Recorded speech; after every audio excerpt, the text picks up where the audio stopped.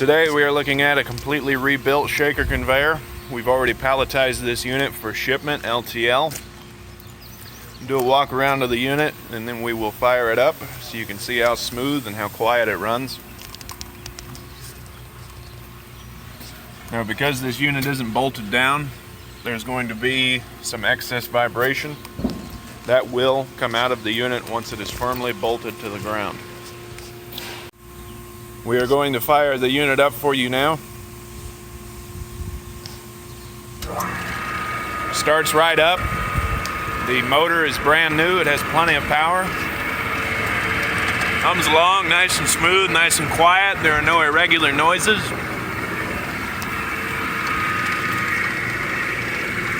It's powered by a single phase electric motor.